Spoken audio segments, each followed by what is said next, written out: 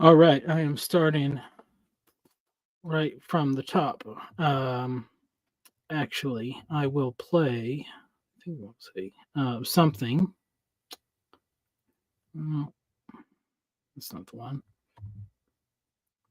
Ah, yes. Okay, I will play another one of these little videos. So I've been checking out this Notebook LM, and it seems like it does better when you give it less of the specific um, like it can take stuff out of the whole book, but if you force it to focus on the specific chapters you want, it gives you a little bit more um, of a useful video. So I'm going to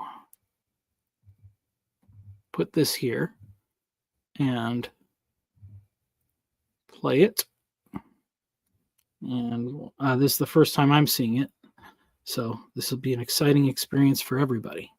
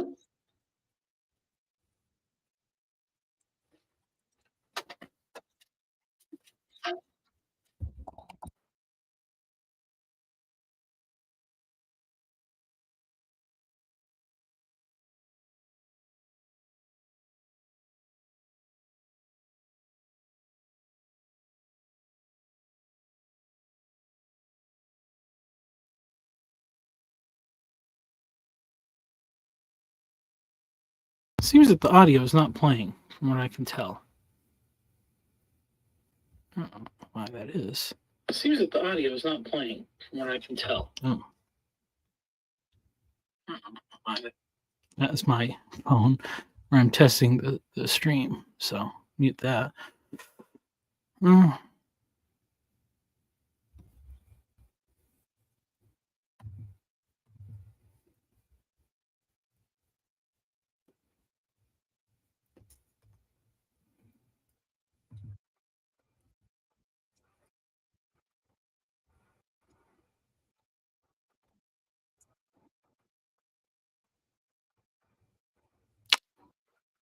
Can anyone hear the video audio playing? Leave a comment if you can.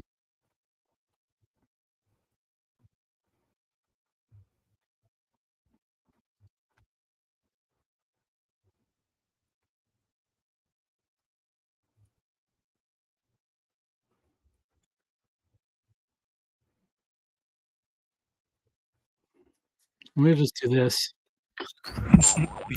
No, that's not gonna work.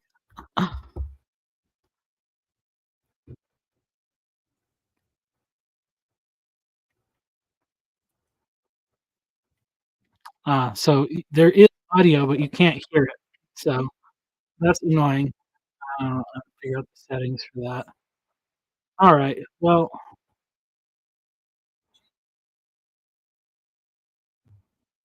all right. Well, it appears that the audio for the video does not play or is not playing correctly. I don't know why. I'm sure it's some setting that's. You know what? I wonder maybe I can try something else if I download it.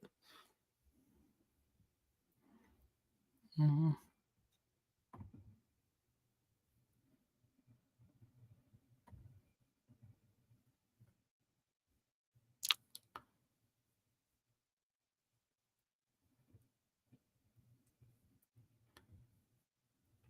Can I just put in a whole thing? Oh, okay. Let's see.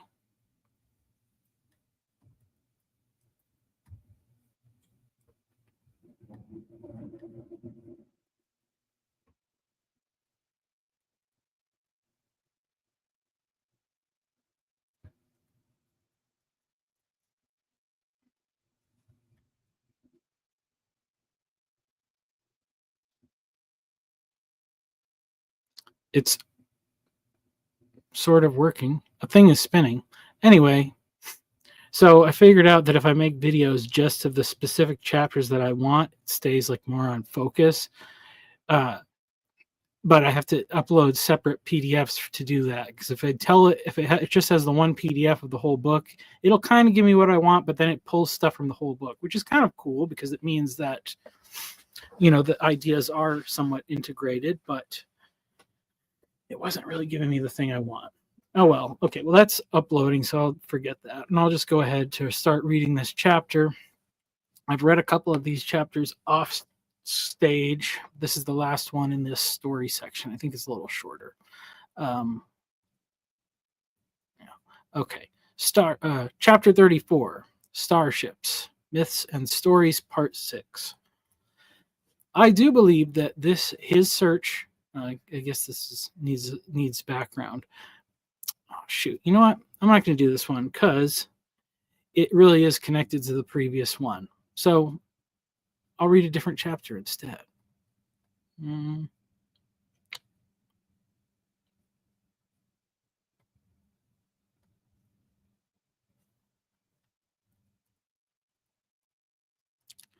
Okay. Architecture. We'll do this instead. Chapter 35, Architecture. Why castles are greater than cathedrals. The castle is greater than the cathedral. This is something young children know. A cathedral is something that brings awe to the initiated, but it does not speak to ignorance. Its cruciform shape is imperceptible from the ground. Its flying buttresses form an alien exoskeleton reminiscent of the arched legs of locusts, and the gargoyles meant to ward off evil do the same for the strangers in our midst. The historian will protest that none of these things were slightly foreign to the peasants of the Middle Ages, but that's besides the point. The symbolic language of cathedral architecture is a dead one, just like the Latin spoken within its walls, foreign to the denizens of our age. The castle lives on, and every child knows it as the home of a king. But it's not just the lasting popularity that makes the castle greater than the cathedral. It's because it offers a more complete image of the cosmos. After all, there are chapels inside castles.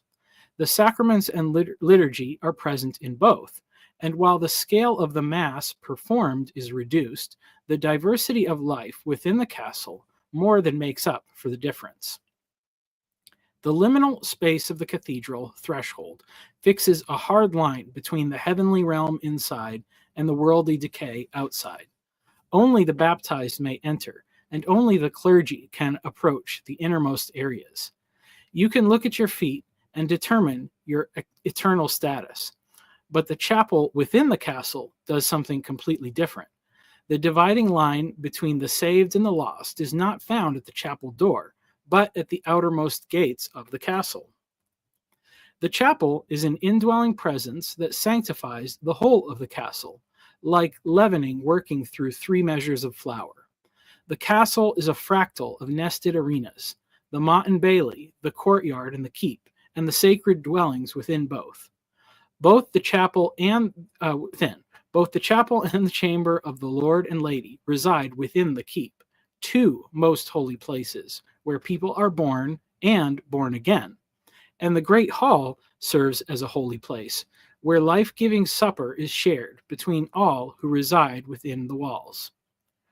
The castle is a microcosm of the whole world, an island surrounded by the waters of chaos, a moat deadly to friend and foe alike. Its outer curtain, as the walls are known, are like the ring of mountains that form the land of Eden, with which within its inner curtain lies the keep, the holy mountain at the center, and within those walls the sacred temple and the marriage tent. The castle is a place of work. The sons of Lamech and the sons of Noah work together in harmony, the herdsmen and musicians of Jabal and Jubal, the smiths of Tubal-Cain, the stonemasons, carpenters, and soldiers of Ham, Shem, and Japheth. When times are peaceful, the work of cultivation spills over beyond the walls and rivers that surround this little paradise. her sheep and cattle wandering across 1,000 amber hills. The orchards are fruitful, and the villages multiply, filling the whole earth. It is also a place of life, a place with food for the hungry and drink for the thirsty. The spinning wheel and loom clothe the naked. The wandering stranger is welcomed in, the widow and the fatherless, the loathly lady and the lame beggar. Not only the poor, but the foreigner, as lords forge bonds of peace with neighbors by marrying ladies from distant lands. There are even prisoners to be visited within the castle, locked in keeps and dungeons, but treated with fairness. When trouble comes through plagues, wars, famine, or other tragedies, the bridges are lifted and the gates are closed. The castle becomes an ark of stone, protecting the seeds of a future generation until after the floodwaters recede. There may not have been a single castle where all the chivalric ideals were fulfilled, but it is the pattern and form of our idealized imaginations. Like St. John's final visions, the castle of our dreams is made in the image of the New Jerusalem, the gleaming white walls of Minas Tirith, Camelot, and Cair Paravel, with gates wide open, the nations streaming in to pay tribute and honor to kings and queens. Lungs to sing and language to speak. I don't want to criticize the cathedral too harshly, because they are truly magnificent structures, but there is a strange fetishization of the cathedral among advocates for the return to tradition. I have stood in Notre Dame before it was damaged by fire, and St. Peter's Basilica in Vatican City, and many smaller churches with beautiful and traditional architecture. As a builder and a craftsman, I am often impressed with the details. But such beautiful buildings do not inspire wonder in me the way others say they should, at least not when they are still. A cathedral is a space designed to be inhabited by a spirit, by wind, by breath. The light of the stained glass windows can set a wonderful mood, but it's the lungs of a church that bring it to life. Churches have always been filled with the breath of spirit-filled worshipers, singing and chanting psalms and songs, but the building itself had no voice. It was the Germans who first made the lungs a feature of architecture, along with the throats and mouths and vocal cords, in the form of great pipe organs that were integral and permanent parts of the building. The development of these voices and lungs follows an anthropomorphic trend in building design. The cruciform shape of cathedrals pointed to the shape of Christ's body on the cross, but tradition and ideals have kept churches from evolving in the same way that many other structures did. Tradition restrains the impulse to change in regards to form and material. This means that the hierarchy of greatness among cathedrals is measured in terms of bigger, taller, wider, and shinier, more gold, more glass, and better paintings and bigger sculptures. As for ideals, the ethereal and otherworldly set the tone. The classic cathedral was meant to reflect a heavenly vision, but that vision required a certain cultural context to be fully understood. The ascent to the cathedral was the final step in a journey to a city that was laid out and ordered according to certain principles. Those cities were in turn situated in a particular relationship with the surrounding towns, villages, and countryside. As those contexts began to change, much of the cultural significance and meaning of the cathedral began to fade. Cathedrals are still being constructed, and there should always be a place for the church to meet in the density of urban populations. But if new cathedrals are to be filled with living spirits, they must integrate and reflect the constantly changing nature of culture. In many ways, though not always, the suburban megachurches are the new cathedrals, as the centers of genuine religious movements and the places where songs are loudly sung. Their architecture reflects the sensibilities of the culture in which they exist, which is more utilitarian than aesthetic. This reduced focus on aesthetic beauty has been greatly lamented, but the contrast between these different eras and their cathedrals serve to mark the passage of time. When we look at the gradual changes from century to century, we can see the reflections of the changing culture. Rather than juxtaposing the oldest and the newest buildings, studying their progression across time and space reveals an ongoing conversation between the institutional church and the broader culture. This conversation takes place in what Christopher Alexander calls a pattern language. This is a series of motifs in design and construction that are repeated in different scales. Each cathedral represents its own unique pattern language, but also shares much in common with others. Much like other languages, the closer two buildings are in time and space, the more they will have in common. Spanish and Italian are closer, while there are fainter hints of commonality between Spanish and English. These pattern languages can slowly begin to incorporate innovations, and if done correctly, keep the heart and soul of the classic style. The greatest current example of this is La Sagrada Familia in Barcelona, a masterpiece of architecture that blends the best parts of modern techniques and materials in truly new and innovative ways, while still preserving the DNA of the classic cathedrals. Anthropomorphic buildings. While the desire for beauty is admirable, when we disassociate the historical and traditional from our conceptions of these buildings, we can observe some strange details. The rows of external buttresses borrow more from the insectile than the incarnational. The brittle shells of stone and glass are closer to a beetle's body than the Virgin's womb. As was mentioned regarding the pyramids, we tend to think of stone as permanent and flesh as temporary, but it's really the other way around. The stones are just artifacts of people who are no more. We are more closely connected to the builders and inhabitants of the cathedrals than the pyramids, but the age of the cathedral, as it had been known, is almost certainly over. This does not mean we should simply accept that all future churches will be housed in beige steel boxes. Instead, we should start fresh with our understanding of what a cathedral is meant to communicate and craft a new pattern language based on our new understanding of nature and humanity.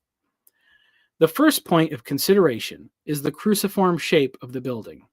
A wooden cross was quite sufficient to hold the dying body of Christ, but wood has been seen as too low a substance to house his body in its baked and fermented forms. Despite its significant use in the Ark, the tabernacle, and both the first temple and forest palace of King Solomon, the construction of churches in the West has been dominated by brick and stone. Wood is an organic substance, sustainable and abundant. It also plays a significant role in the story of Scripture. Trees are at the center of the garden. The tree grows from the same substance as human beings and represents humanity in many ways. They produce seed-bearing fruit, a picture of the woman and the child within her womb. That seed of the woman falls to the ground and dies, but comes back in new life, producing a multiplication of food no less miraculous than the loaves and fishes, though stretched across a greater span of time. The cross is a man-made tree, and Christ stakes his life to it, just as Abraham's tent was pitched among the great trees of Mamre. It's the frame and lintel of the doorway, covered in the blood of the Passover lamb, and the door through which Noah and his family are saved.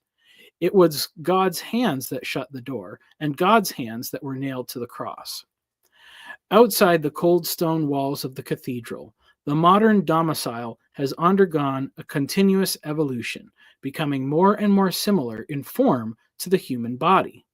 Solid stone walls were replaced by skeletal frames of bone-like wood and sinuous steel, wrapped and stuffed with insulating fat, and kept dry with layers of skin, house wrap, clothed in leather-like vinyl siding, raincoats anointed with oil or latex paint, and a waterproof hat of asphalt shingles. New homes have not only complex temperature regulating respiratory systems in the form of HVAC lungs, but liquid circulatory systems, electrical nervous systems, and fiber optic lines that send and receive the light of information to the eyes and ears within the home. The narrative of God's dwelling places within the Bible is very modest. He lived in a tent when the Israelites lived in tents. When they settled down, he had a home. And when they went into exile, he abandoned his temple, Ezekiel 10. But he never abandoned his people. The incarnation tells the story of God descending to the most modest of dwellings, his mother's womb, the frail body of an infant, the clothes and dwelling of livestock, and the place where fodder is laid. All this in a humble town, in a humble nation, far from the grandeur of Rome, Athens, Egypt, or Babylon. He lived as a stranger in exile and resided in small towns on both sides of Israel and Judah. He slept on the ground in the wilderness and in a boat at sea, on the sea. He ate in the houses of the despised and performed the dirtiest and most menial tasks of a slave. He put himself on display in a place of public shame and humiliation, in the square, through the streets, and on a cross, and resided for 3 days in the grave. Every place that a downtrodden, cursed, and despised are forced to dwell was once occupied by Christ. Yet the places we most often encounter reminders of his presence bears the most similarity to his tomb, the only place he will not return to. Of course, the greatest revelation of Christ's message was that after his ascent to heaven, the dwelling place of God became the bodies of those in whom his Holy Spirit resides. So while there is a value in preserving and keeping the traditions of the cathedrals for all they do represent, the central role of architecture is to provide the arena for the flourishing of humans. The kitchen and the dining table, the bridal chamber, the nursery and the workshop should all be seen as sacred spaces because they are the places where the Spirit of the Lord is found. If the cathedral was serving its highest purpose, it would be more than the place where a large mass of individuals meet. It would be where families, households, neighborhoods, villages, tribes, and nations would find their point of unity, a fractal microcosm of the vision of St. John. Quote, "After this I looked, and behold, a great multitude that no one could number, from every nation, from all tribes and peoples and languages, standing before the throne and before the Lamb, clothed in white robes, with palm branches in their hands, and crying out with a loud voice, 'Salvation belongs to our God who sits on the throne and to the Lamb.'" Revelation 7, 9 through 10. The collected assembly is not simply a mass of individuals, but an assembly of groups, nations, tribes, people, and languages. These groups are not arranged hierarchically, but qualitatively. Each individual may overlap with different groups within those categories. I am part of a common nation with everyone else in the United States and with the people in my state. I have commonality with others who have lived here or who live in other states I am familiar with. My tribes could be those who share my theological views, political views, or who prefer Star Trek to Star Wars, and definitely those who root for the Red Sox. Yankees fans cannot be part of my tribe, but they can be part of my people, like the many Italian Americans from New York, or the evangelicals who know what it's like to live in the post-Christian environment of the Northeast. Like many Americans, the only language I speak fluently is English, but that unites me with many people in many places, and the smattering of Spanish I can contribute to my neighbors' limited English brings us into greater unity. In the vision above, these different aspects of culture are no longer points of contention, as everyone is united by their higher purpose of worship. Yet in many other scenarios, these differences in tribe and tongue can result in severe disagreements and even violence.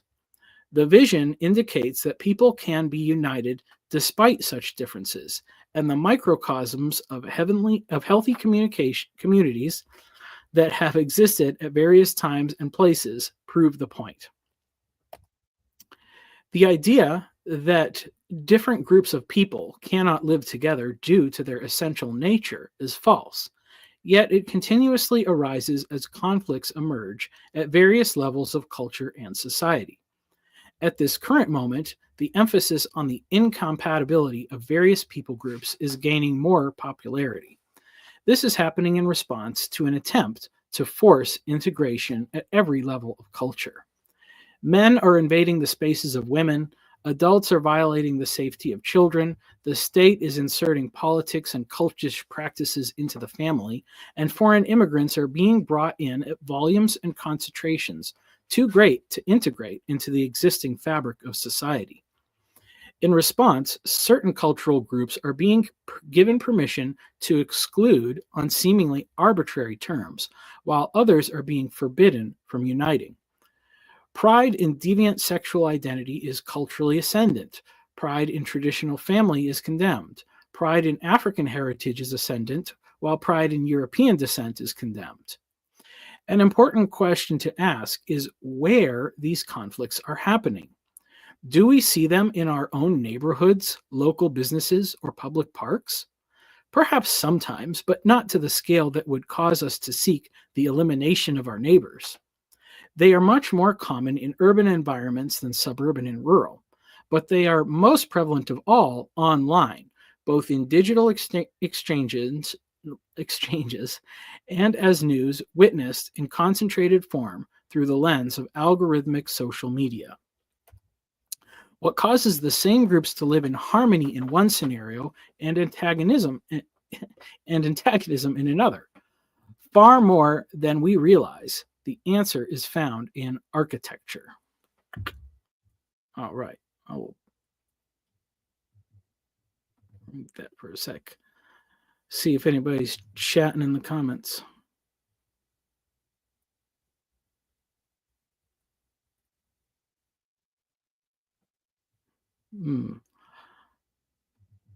Castles have dungeons.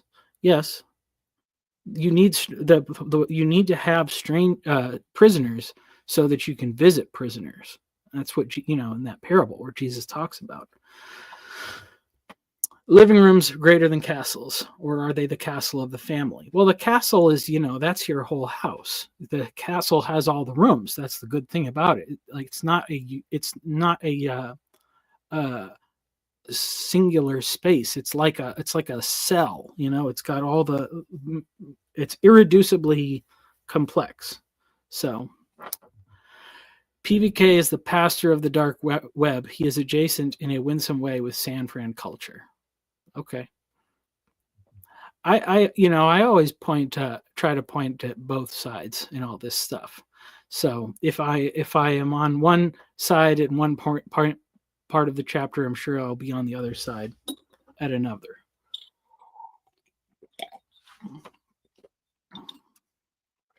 You can see this evangelistic coffee mug when you drink it.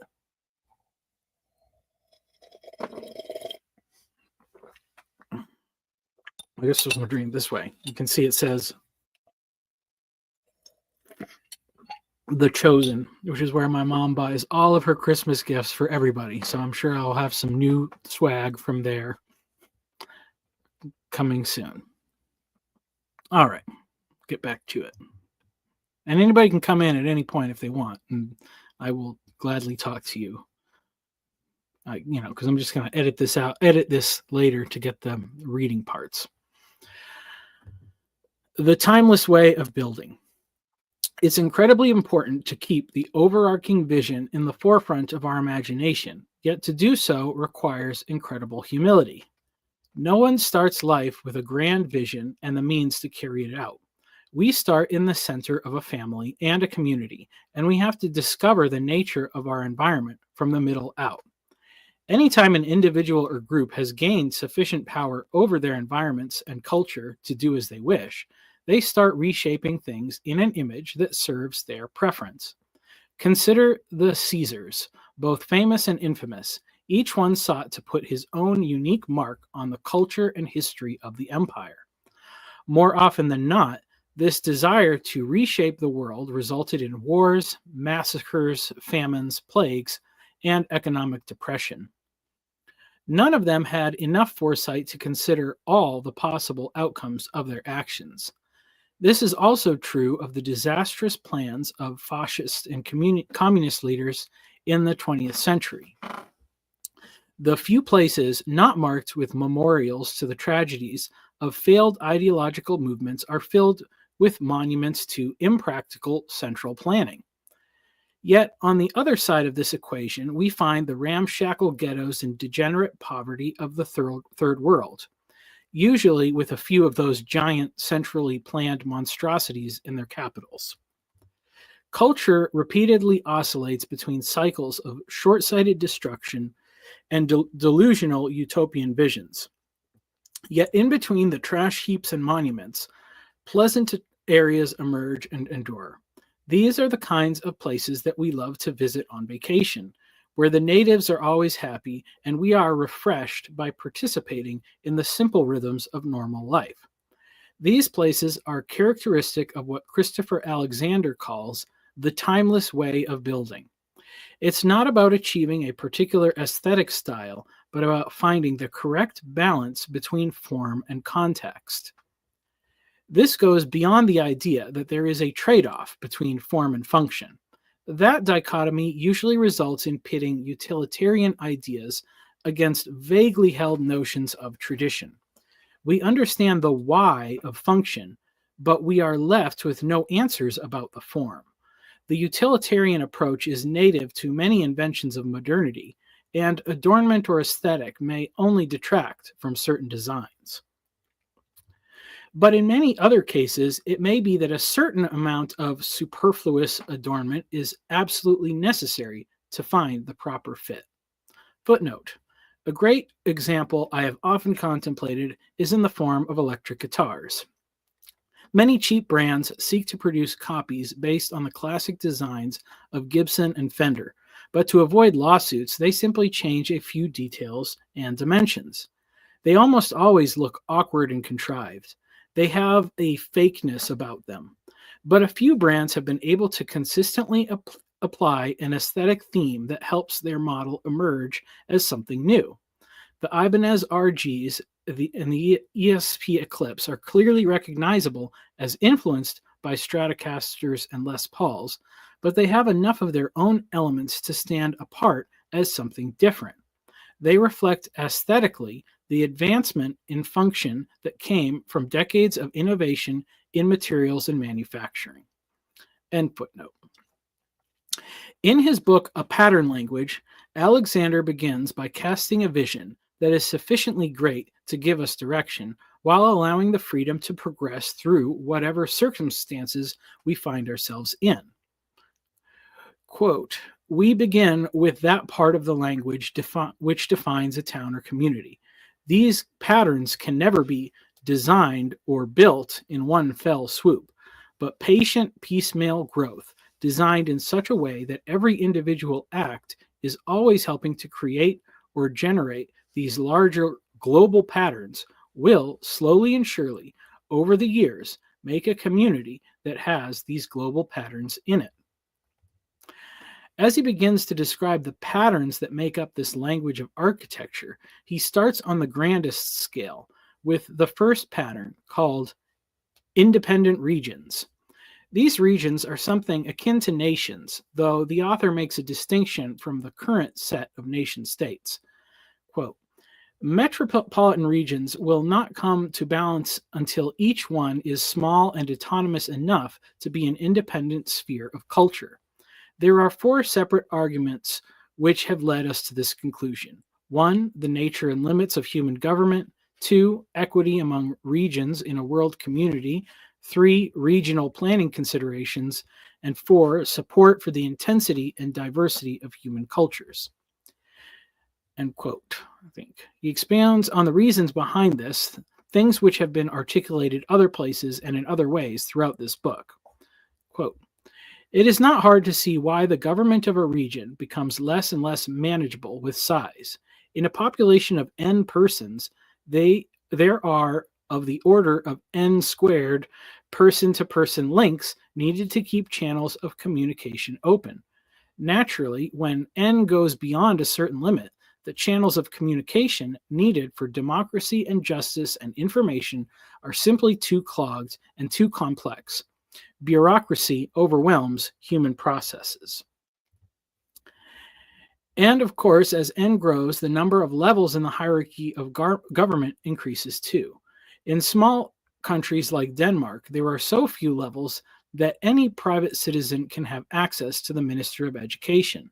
But this kind of direct access is quite impossible in larger countries like England or the United States. There are many practical considerations for trying to solve these problems. Unless the regions have the power to be self-governing, they will not be able to solve their own environmental problems. The arbitrary lines of states and countries, which often cut across natural regional boundaries, make it all but impossible for people to solve regional problems in a direct and humanly efficient way. He also identifies the current pattern that stands in opposition to so much of humanity's natural desire to flourish, namely the urban monoculture. Quote, finally, unless the present-day great nations have their power greatly decentralized, the beautiful and differentiated languages, cultures, customs, and ways of life of the Earth's people, vital to the health of the planet, will vanish. In short, we believe that independent regions are the natural receptacles for language, culture, customs, economy, and laws, and that each region should be separate and independent enough to maintain the strength and vigor of its culture. The fact that human cultures within a city can only flourish when they are at least partly separated from neighboring cultures is discussed in great detail in Mosaic of Subcultures. We are suggesting here that the same argument also applies to regions, that the regions of the earth must also keep their distance and their dignity in order to survive as cultures. In the best of medieval times, the cities performed this function. They provided permanent and intense spheres of cultural influence, variety, and economic exchange. They were great communes whose citizens were co-members, each with some say in the city's destiny. We believe that the independent region can become the modern polis, the new commune, that human entity which provides the sphere of culture, language, laws, services, economic exchange, variety, which the old walled cities or the polis provided for its members. In other words, a paradise, but not just one, I think this is my part, but 1,000 different independent regions of 2 to 10 million people to replace the current 195 recognized countries. Okay, I guess this is still a quote. In such a balanced system, the aggression of any one region towards another would mean incurring the wrath of 998 adjacent regions. It wouldn't mean the end of war, but it would probably mean the end of world wars. Bringing the vision down to scale. Like all utopian visions, it sounds good on paper. Of course, as stated above, these patterns can never be designed or built in one fell swoop, but patient piecemeal growth designed in such a way that every individual act is always helping to create or generate these larger global patterns will, slowly and surely over the years, make a community that has these global patterns in it. No nation or empire is going to base their plan for world domination on the pie-in-the-sky ideas of one quirky architect. But the beauty is that the patterns scale all the way down to the chairs and tables in front of us. By embracing the timeless way of building, our rooms, our homes, and neighborhoods will begin to facilitate growth towards the kind of world we desire for our children and grandchildren. Architecture alone cannot do this, as culture and habits are vital, but it is an important aspect and one often overlooked. Having the vision, even if we can never see it take place, is crucial for how we live. Alexander, though he roots in his presuppositions in nature rather than revelation, ends up stumbling upon the same pattern revealed in the Bible. The bookends of Genesis and Revelation both share a vision of an ordered cosmos, the garden of God, first limited to Eden and then filling the whole earth. I'm checking the printed book because I think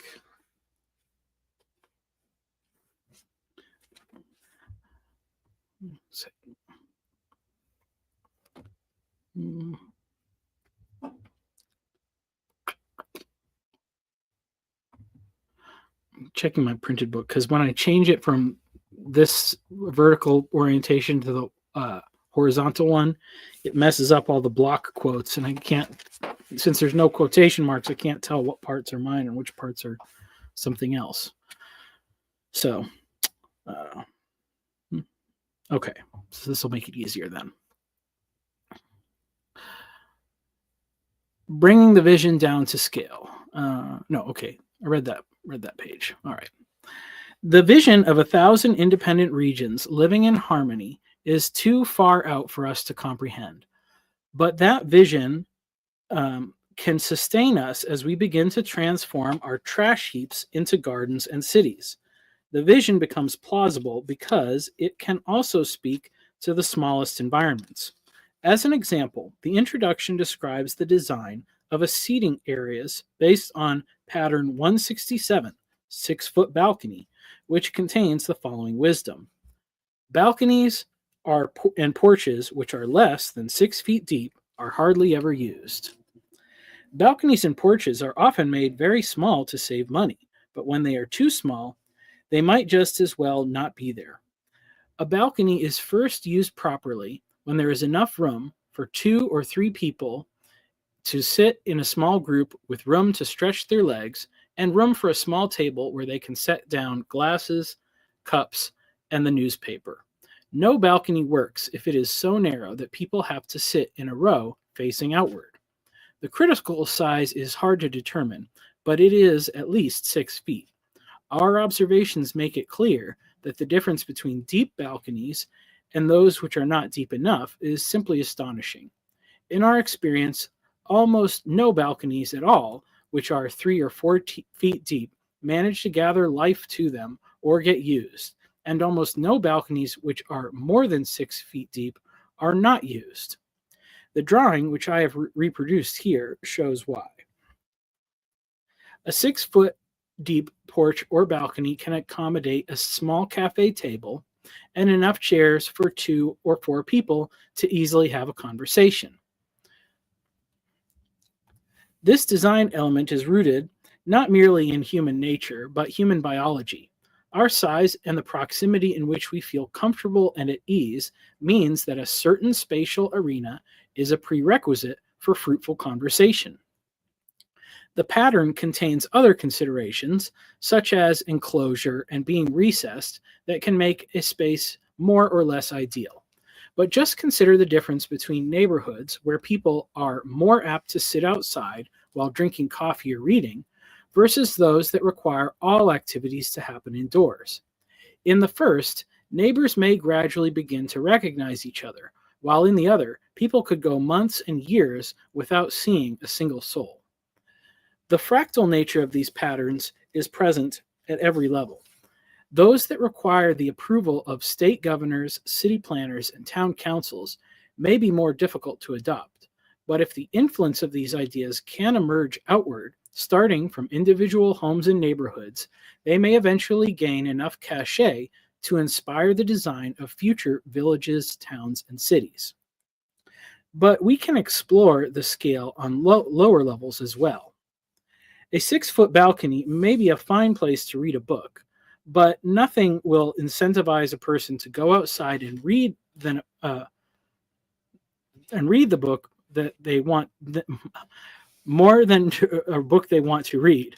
Remarkably, Alexander implemented his design principles into his books themselves.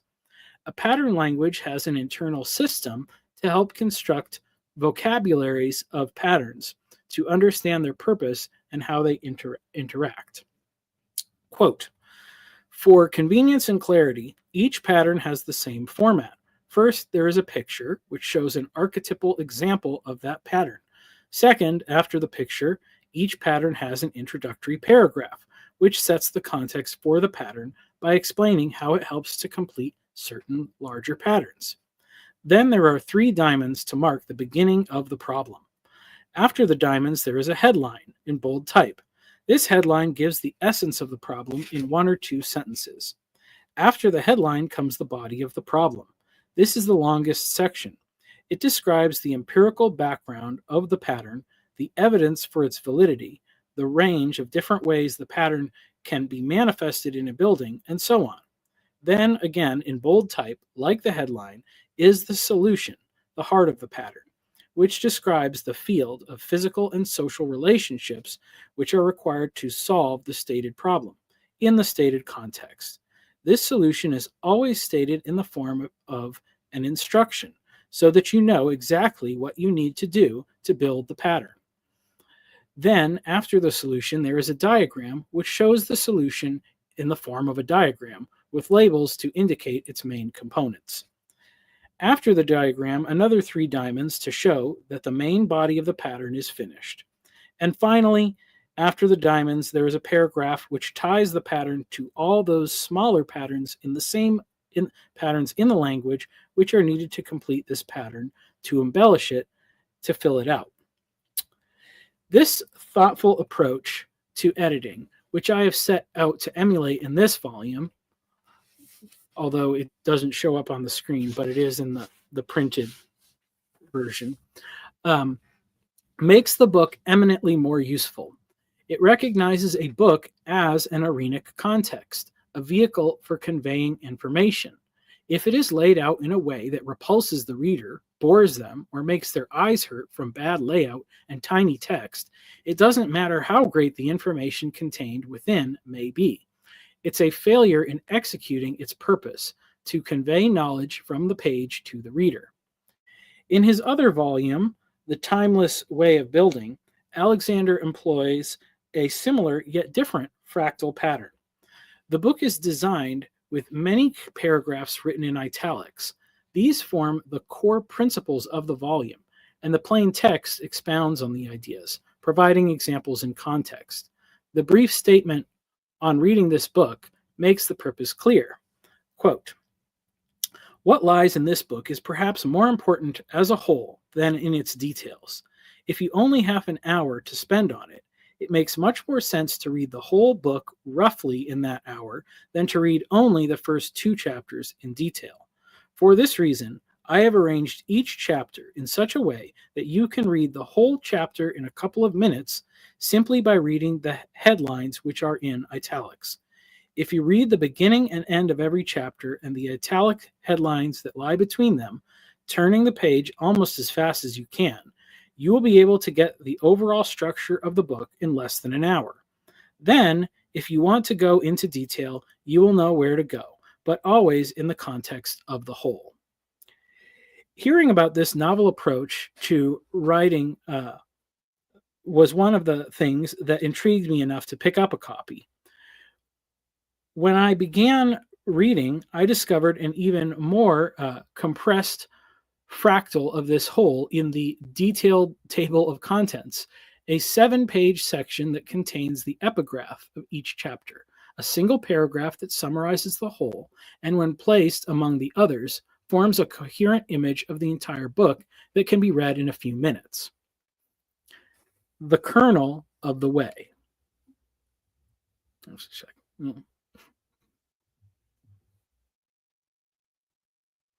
One person's watching.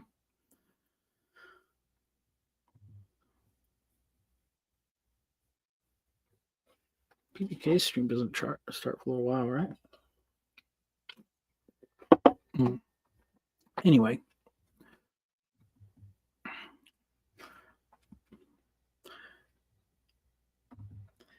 The kernel of the way. Interestingly enough, the main sections of the book are the timeless way, the quality, the gate, the way, and the kernel of the way. For someone steeped in the words of Jesus, these words will stand out immediately. I am the gate. Whoever enters through me will be saved. They will come in and go out and find pasture. John 10:19 NIV. Many translations say door, but gate is an appropriate word in the parlance of our day, especially as it refers to pasture. Jesus said to him, I am the way, the truth, and the life. No one comes to the Father except through me. John 14:6. The other aspects of this timeless way also reflect the nature of Christ, who is the same yesterday, today, and forever. Hebrews 13:8. While the quality reflects the essential nature or spirit of the way. The description of Alexander's quality is one that is very similar in nature to Christ. It is of the same essential nature, the spirit of Christ. The spaces created with this quality allow the inhabitation of eleutheria, libertas, true freedom. Throughout the many volumes, Alexander seeks to capture what the essential nature of these freedom-filled spaces is. It is in the last chapter of The Timeless Way of Knowing that he finally attempts to articulate the paradox. It's hard to imagine that this final teaching, referred to as the kernel of the way, can refer to anything besides the words Jesus, speaking in reference to his impending crucifixion. Very truly, I tell you, unless a kernel of wheat falls to the ground and dies, it remains only a single seed. But if it dies, it produces many seeds. John 12:24. Quote, it may seem as though the life of buildings and the timeless character they have when they are living can be created simply by the use of pattern languages.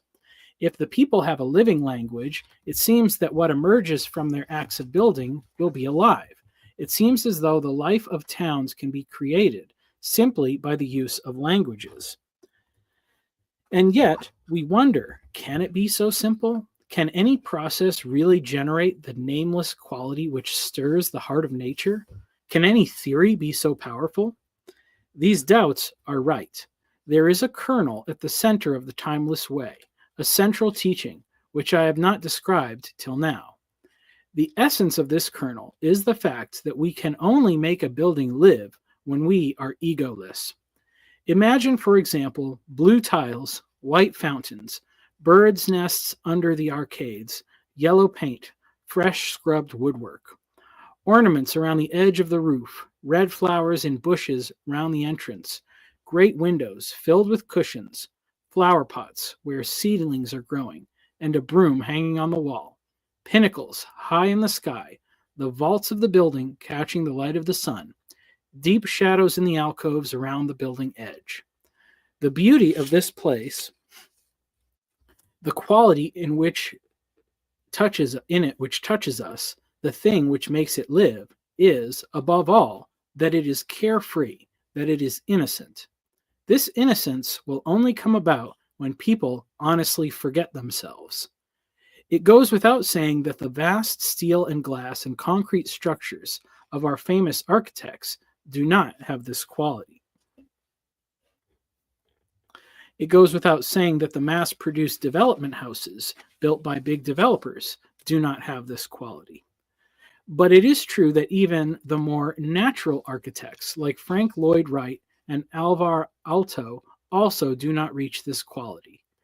And it is also true that the funky, relaxed, hippie-style architecture with irregular redwood facades and old-fashioned country-style interiors also does not reach this quality. These places are not innocent and cannot reach the quality without a name because they are made with an outward glance. The people who make them the way they do because they are trying to convey something, some image to the world outside. Even when they are made to seem natural, even their naturalness is calculated. It is, in the end, a pose. Reading these words, it's not hard to see why Alexander, who was a practicing Catholic, leaned towards deism in his beliefs. The church's greatest tool of propaganda, the grandeur of the cathedral, was laid bare in all its inadequacies and lies before the gaze of the observant architect. What he saw was that the buildings designed and crafted by the architects of the church were pale and lifeless reflections of the spaces created by the hands of the true architect. While he makes many references to the science of the day, how could he not, as an academic? It's plain that the certain arguments of the materialist also fell flat before his gaze. Those who would call the order of the cathedral an artificial construct, in contrast to the random chaos of nature, would sound just as foolish. The cathedral was the child's imitation of his father's handiwork. But even the poorest work of art is a masterpiece in the eyes of the Father when it is created out of love. While measurements and ratios may tell us things about the genius of an architect or the skills of the craftsman, the things that would have moved Alexander, the student of architecture, fell flat in comparison to the quality that moved Alexander, the human, made in the image of God. The sensitive spirit is moved most greatly by that quality of innocence. It is found and felt easily in some chapels and cathedrals, while lacking in many more. How then does a builder achieve this timeless quality? That essence is found in the kenotic quality of Christ, the egoless impulse that emptied himself of the status of divinity. Philippians 2. This is how the true church is built. Not the church building, because a building is nothing if it is not alive, filled with the Spirit. The church is the bride of Christ. Like Eve, she is built, bana, from the substance of her husband. The kernel of Christ's church is the blood that he pours out, emptying himself on the cross. The quality of timeless building is self-sacrificial love. The physical structures built out of a reciprocal love reflect this in their essence. The builders of the pyramids could not let go of their ego. They built something that they thought would glorify their memory forever. While their functionless buildings remain, we have no idea who they truly were or why they invested so much in producing their colossal works. The Caesars circled the known world with roads and walls and aqueducts to circulate the image of Caesar on silver coins and Stoic legions. The remnants of the empire are now maintained by the descendants of their conquered foes, who value the preservation of truth. But to bear the name of Rome or Caesar carries no weight in our world, for whoever would save his life will lose it, but whoever loses his life for my sake will find it. Matthew 16:25. Alexander reflects on this kenosis of ego and what it costs to build something that truly lasts.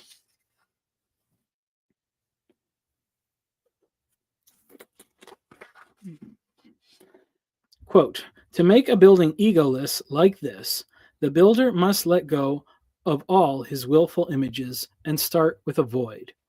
Architects sometimes say that in order to design a building, you must have an image to start with, so as to give coherence and order to the whole. But you can never create a natural thing in this state of mind.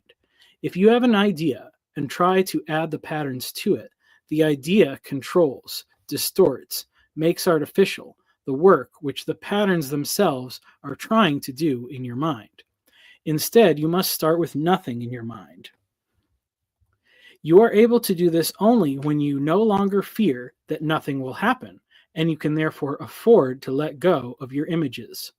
At first, when you are still unsure that a pattern language will genuinely generate forms inside your mind, you hang on tight to all the images you have, because you are afraid that without them, there may be nothing left.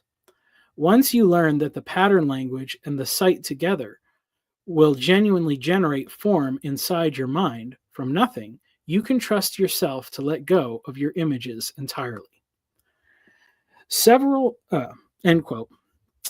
Several topics we have discussed earlier should jump out immediately.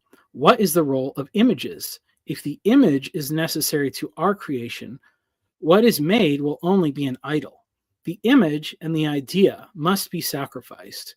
If what we want to see cannot be questioned, it is already an idol in our mind. I once had an image in my mind that had become an idol. It was a beautiful image of a wedding, with myself as the groom, and standing in front of me what appeared to be a beautiful woman. Over the years, I tried to fit the face of many girls in that image. Some girls I knew well, others simply glanced across a college campus. Yet the image could never truly coalesce. There was nothing wrong with any of their faces, but they could never fit within that image. It was not because I had not found the right face yet, the proverbial one. The problem was with the image itself. The woman that stood before me in the image, in my mind, had no substance of her own. She was a projection of my own insecurity, a reflection of my ego. This was a woman who would tell me things I wished were true about myself, so I could start to believe them. A woman who would make others view me with admiration and respect, so I could believe it was true. A woman that would fulfill my hedonistic desires free of guilt. A woman I thought I deserved for my faithful service to God. The problem was that no such woman exists, and if I had succeeded in convincing someone to try to fit that image, their inability to do so would have resulted in misery for us both. In the process of Christ building me into the structure of his kingdom, he asked me to let go of this image. I protested because marriage and family are wonderful things, still very much necessary for the plans of God. I protested because I was afraid of facing the question of what was wrong with me, instead of projecting my failures onto others. My plans had to be replaced with the void. As a philosophy, this statement sounds more like something from the East. Emptiness is the goal of certain strands of Buddhism, but the goal here is to build. The void precedes the creation of something new, the tohu wabohu of Genesis. That verse has come to take on a mournful aspect as I have continued to contemplate it. The Spirit of God hovering over the face of the waters, like the dove circling the ark of Noah, looking for a place to land, but finding no rest. What we know of the second earth, which emerges after the deluge, we can infer of the first. The world is dead. Theological dogmatists will insist that the substance of creation came to be ex nihilo, out of nothing. Perhaps this is so, but it begs the question, where did the nothing come from?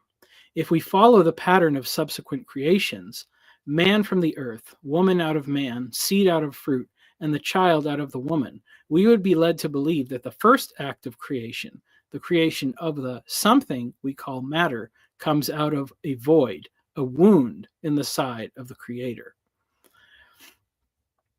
Footnote. This idea is present in Jewish mysticism through the figure of Adam Kadmon, the primordial man, who is the form, if not the substance, of the material cosmos. Judaism seeks a hard distinction between the heavenly and earthly man, the result of Gnostic influences in their mystical tradition.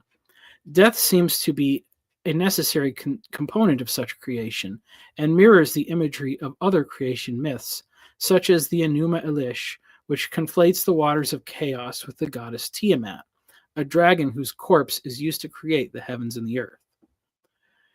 And footnote. Since he who saves already existed, it was necessary that he who would be saved should come into existence, that the one who saves should not exist in vain. Footnote. Quote from Irenaeus Against Heresies, translated by Father John Bear. Perhaps it is the influence of philosophy from the Far East, but Eastern Christian thinkers have delved more deeply into these paradoxes, trusting the supremacy of Scripture over the ideas of Plato and Aristotle.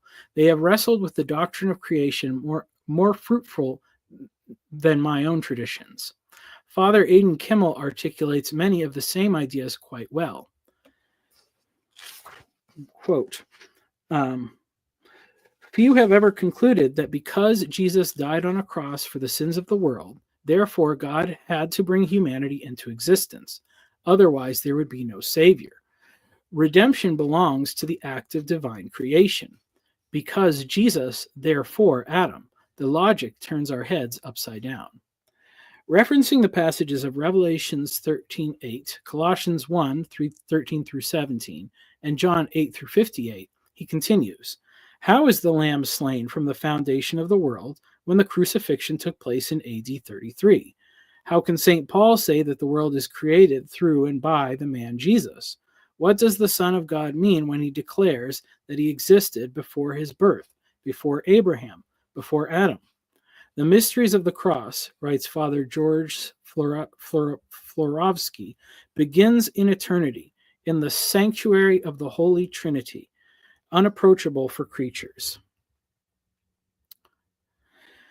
What precedes the stuff of creation is the death of a body, the substance of a life emptied out. Strangely, this corpse is the body of Christ, God himself, and just as in the case of Lazarus, he brings it back to life through an act of speech, the language of creation, and this language is a gift he gives to humanity. As Alexander writes, for a person who is unfree, the language seems like mere information, because he feels that he must be in control, that he must inject the creative impulse, that he must supply the image which controls the design. But once a person can relax and let the forces in the situation act through him as if he were a medium, then he sees that the language, with very little help, is able to do almost all the work, and that the building shapes itself. This is the importance of the void. A person who is free and egoless starts with a void and lets the language generate the necessary forms out of this void. He overcomes the need to hold onto an image, the need to control the design, and he is comfortable with the void and confident that the laws of nature, formulated as patterns, acting in his mind, will together create all that is required. At this stage, the building's life will come directly from your language. A man who is not afraid to die is free to live because he is open to what happens next and is not always killing it by trying to control it. In my own life, when the idolatrous nature of the image in my mind was made clear, I had to let it go. I was not the creator of the universe or the author of my own life. When I began to listen to the one who was, I realized that if a life of singleness and solitude was his greatest plan for me, then to get my own way would result in misery. To save my life, I had to let go of it. Alongside emptying the vision of the future I had constructed, I had to create a new life to live. I did this through the language provided to me. I spoke the words of Christ, asking that not my will, but yours be done. I contemplated the possibilities of a life alone and articulated the logical argument that I would truly be better off without a wife and family if that was God's greatest vision for my future. In time, these words constructed an inward reality that was at peace with an unknown future. While my desire for a family was still there, I could accept the possibility of life without. To my surprise, it happened that at a certain point, God spoke very clearly that this was not his ultimate plan for my life. Through the span of a few months, circumstances conspired to bring me into a relationship with my future wife, a longtime friend who didn't quite fit the old image I created. When she asked me why I was suddenly interested in her, I told her, the purpose of life is serving others, and you are the one God wants me to serve. Looking back, I can see that the house built by my own ego, if it had come to be, would have been a disaster. Like a house with a bad foundation, any marriage that began under those circumstances would have forced myself and any spouse into painful and fruitless conflict, resulting in divorce or worse. Now we are building a fruitful life together. It is far from easy. There is still more friction than I would like, but that friction is a reflection of what we are becoming. Imperfect structures, flawed foundations, placed under the care of a master builder, one who makes all things new and everything beautiful in its time. This timeless way of building is gradually transforming us into exactly what the wise architect wishes to build.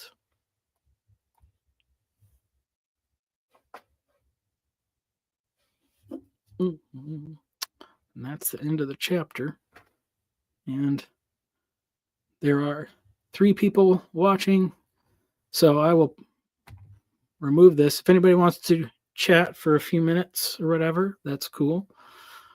I'm not going to start another chapter because I don't have that much time. And actually, let me see. I want to see if that other thing works now. No, did it not?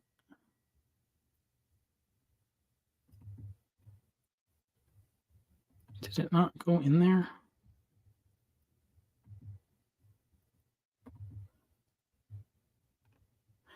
Maybe because I closed the window, it didn't finish loading the video I was trying to upload.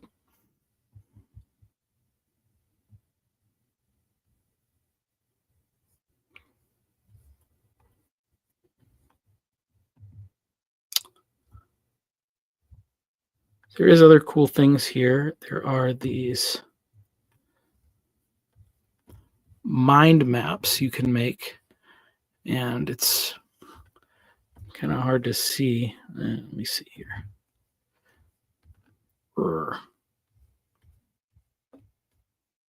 Zoom in. Oh, okay. There we go. I don't know if anyone else can see this, but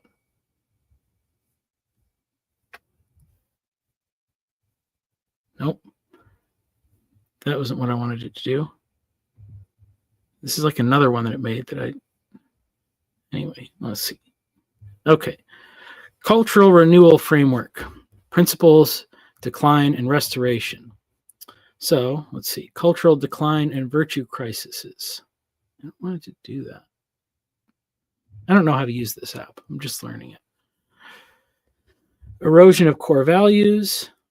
Shift from excellence to materialism, wealth and status, failure to value the family itself, modern pursuit of personal peace and affluence, focus on happiness and non-judgment, that's boomorality, errors regarding innate human goodness, generational identity shifts, sincerity to proflicity, the crisis of fathering and parental guidance.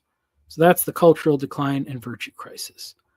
Philosophical and spiritual foundations, defining the ultimate aim, telos, cultural telos, the city of God, opposing spirits, mammon and Darwinism, agents, arenas, and home sovereignty, defining agentic and arenic roles. The home tent/domicile is the sovereign cultural base. That's all good. Principle of adaptability, tents before temples. Materialism and economics. Economic systems are fundamentally faith-based, and the problem of covetousness, mimetic desire, lasting value versus monetary price, love of gain, philargria as root of evil, productive property and housing, importance of owning productive property, and the critique of urban status costs. That's good. Narratives, archetypes, and symbols. Discovering truth through story logic, the gestalt, the power of shared mythology and fantasy, symbolism in cultural practices, hospitality, clothing, and food, and practical solutions and restoration. Vocation and education, tectonic school model, targeting young men for trades and calling, goal, community and church revitalization. Restoration of marriage and family life, building community structure, Alexander's patterns and third places, which we just read about, rhythms of celebration, feasts, and 2-day weekends. Cool. Well, I'm going to put this. No, I don't need that. All right. Remove that. All right. I'm going to play this video. Hey, everyone, and welcome. Today, we are diving deep into an idea from Michael Sartori's Tents Before Temples that I think is absolutely fascinating. It's this question: what makes a story feel true? We're going to unpack the hidden logic that makes some stories, even the totally made-up ones, stick with us and feel so incredibly real. You know, it really all starts with this one simple, powerful rule from an old Hollywood writer. Give the audience someone to root for. It's so simple, right? But it's everything. When we connect with a character, when we see ourselves in their struggles, suddenly the story just lights up. We're invested. But just rooting for someone, that's only the first step. The real question, the one we're really going to wrestle with today, is what makes a story true? And I don't just mean factually accurate, I mean true in a much deeper sense, true to some kind of internal logic that makes it all click. And that brings us to this idea of story logic. It's the concept that stories aren't just random events. No, they have their own kind of math, their own physics. There are rules that we somehow just get. It's why if you watch a tragedy but someone slaps a comedy label on it, your brain just goes, nope, that feels wrong. So picture it like this. Stories are like these massive natural systems. They flow like a river, right?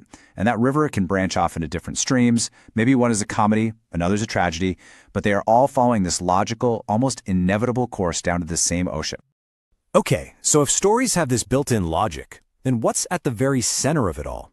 Let's talk about the soul of a story. That unchangeable part, its true essence. And who better to help us out than Shakespeare? You know the famous line, Juliet gets it. The name of a thing doesn't change what that thing actually is. Sure, Romeo's last name is Montague, but that's just a label. It has nothing to do with who he really is, his soul. This is just a perfect illustration of that. Look at Romeo and Juliet next to West Side Story. You can swap out the names. Montagues and Capulets become the Sharks and the Jets. You can change the setting from Verona to New York City. But the soul of the story, it's identical. Rival groups, star-crossed lovers, and that heart-wrenching tragic ending. That's why it works. It's a true adaptation. Now, let's look at the opposite. Let's look at a false adaptation. If you check out these two passages from the Bible, they use weirdly similar language. An invitation, an offering of myrrh. The surface details look the same, but their souls, they couldn't be more different. One is about pure, devoted love. The other is about seduction and destruction. Using the same ingredients to tell a fundamentally opposite story, well, that's not an adaptation, that's a lie. And that's really the crucial point here. A true adaptation keeps the soul intact. But the moment you change that core truth, that essence, you're not just retelling a story anymore, you're telling a lie. Which brings us right to our next big idea, the magician's lie. Because it turns out, the most powerful and convincing stories we live inside are often just really, really good tricks designed to fool us. All right, think about any magic trick you've ever seen. They all have three parts. First, there's the pledge. The magician shows you something totally ordinary, like a coin. Second, the turn. He does something amazing with it, makes it vanish. And finally, the prestige. He brings it back and you're blown away. That structure is so important. So, why does that matter? Because the biggest, most powerful lies in our culture, they follow that exact same pattern. They take a simple, ordinary truth, the pledge, and then they twist it so completely that we start to question what's real. And that, right there, is enchantment. It's a spell that makes us blind to what's right in front of us. The great C.S. Lewis was all over this. He pointed out how enchantment works by taking objective reality and shrinking it down to just our subjective feelings. You think you're having a deep conversation about a waterfall, but really, you're only talking about your feelings about the waterfall. The reality of the thing itself gets lost. And here's the trap. This is how they get us. We are often born into the story, or we walk in halfway through, right in the middle of the turn. We never even saw the pledge, that ordinary, simple truth. So we just accept the illusion, the trick, as normal, as reality. So the big question is, how do we break free? How do we wake up from these enchantments? Well, let's take a look at how we can start to see past the spell and find the real truth of things. I want you to consider the beautiful Japanese art of kintsugi. This is where, when a piece of pottery breaks, they don't throw it away. They meticulously repair it with gold lacquer. And the cracks, they don't hide them, they highlight them. The history of the object, its brokenness, becomes the most beautiful part of its story. Now, what's the difference between a real kintsugi bowl and some cheap, mass-produced imitation you might find? I mean, they might look similar, but one has a true story. It was actually shattered and it was lovingly restored. The other is just a fake. It's a lie. The difference isn't the appearance, it's the truth of its story. This leads us to an incredible old Arthurian legend about Sir Gawain. To save King Arthur's life, Gawain has to answer a riddle. What do women most desire? And to get the answer, he has to promise to marry this hideous old woman, the Loathly Lady. He keeps his promise, They get married, and on their wedding night, she reveals she's actually under a curse. She can be beautiful, but not all the time, and she gives Gawain a choice. He can have her beautiful in public for everyone to see, but ugly when they're alone, or ugly in public and beautiful only for him. What a choice, right? What would you even do? Gawain's answer is brilliant. He doesn't choose. Instead, he turns to her and says, "The choice is yours." He gives her the power, the sovereignty over her own self. And by honoring her true self, her real identity beneath the curse, he breaks the spell completely. She becomes beautiful both day and night. Seeing the truth restored her dignity. And look, this isn't just some dusty old legend. This same dynamic, this breaking of spells through seeing the truth, it plays out in the real world in some pretty unbelievable ways. Let me show you a modern fairy tale. This is the story of Nick and Lex Rennick. They were both caught in a modern kind of spell, adopting identities that, while bringing them together, also led them down a path of serious harm. But then came the turn, a near-death experience that forced them to question the whole story they were living. And what followed was just a profound transformation. Lex detransitioned, her body healed in ways doctors couldn't explain, and their love was completely reborn. Out of this deeply broken past, they created a brand new, true story for themselves. Their story, it just perfectly reflects this ancient, deep truth. That real beauty isn't about perfection or avoiding being broken. It's about redemption. It's about how even the most shattered stories, the most cursed situations, can be made beautiful in their time. So we end right back where we started, but hopefully with a totally new way of seeing things. The world is constantly telling you stories. Stories about who you are, what you should want, what's real. The challenge for all of us then is to learn to look past the surface, to see beyond the spell, and to ask ourselves, which of these stories has a true soul, and which ones are just a beautiful lie?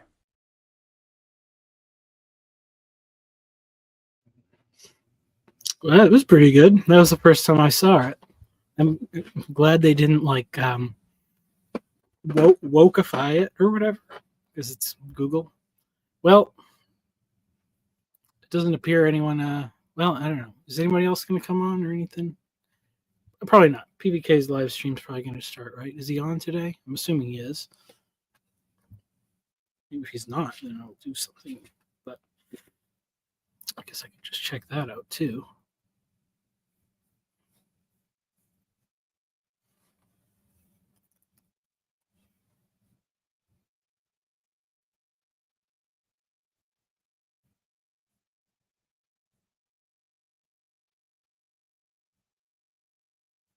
Oh, yeah.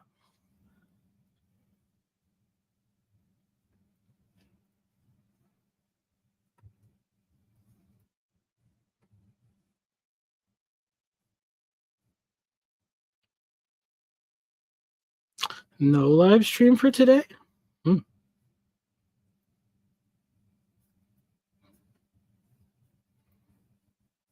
Well,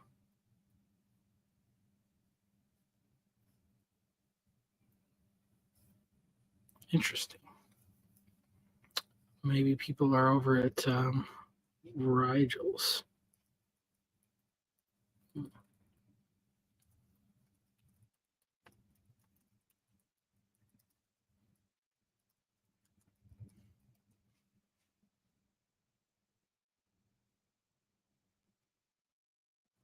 There's the peoples. Well, maybe I'll go check that out. All right. Adios. Wait, what was there more chats?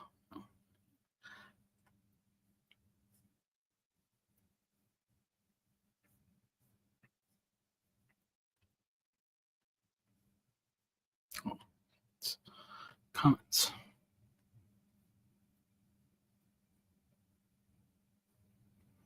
Oh, what's this? What's the book to my left with the upside down title on the spine? To my left.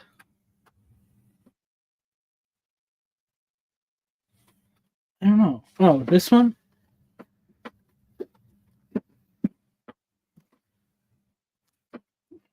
This. Metamagical Themas by Douglas Hofstadter. I've not read it. but I bought it because it looked cool.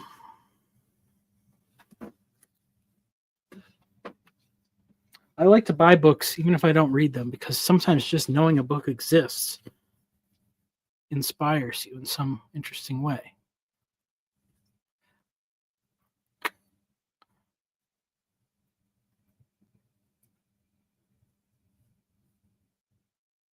I haven't read the Higher Order Truths About Chmess. I was talking to Kirk. No.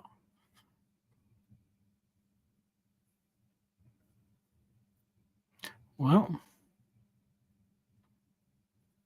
guess that's going to be the end of the stream. Bye, everybody. Thanks for watching.